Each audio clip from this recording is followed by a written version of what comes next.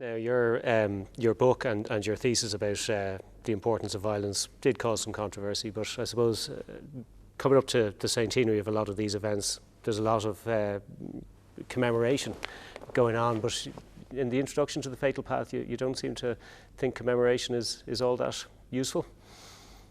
I think commemoration politically is very useful. Historically, I think it's very dangerous, because commemoration is one thing, history is another thing.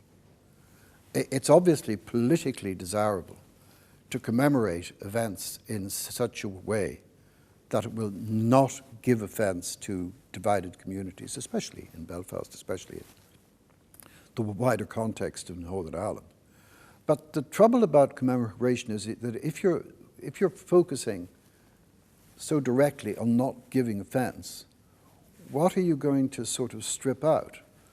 And you're going, I mean, you know, if it comes to commemoration, I think if the Ulster Unionists were being really honest about, or perhaps celebrating rather than commemorating, what they shouldn't, I mean, the Somme, the Battle of the Somme, despite the huge numbers of people they lost, that was a sacrifice.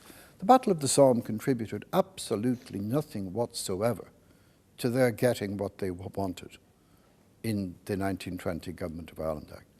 What they should be celebrating and commemorating is the Ulster Volunteers, the gun running, setting up the provisional government. That's what enabled them to get their threat of violence. Their threat of violence was so effective, they never had to enforce it. And what should the Government of the Republic be commemorating or celebrating?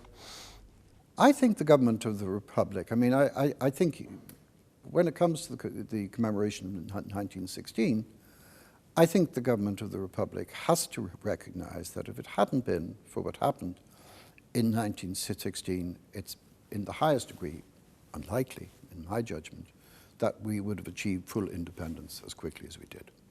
Ronan Fanning, thank you very much. Thank you.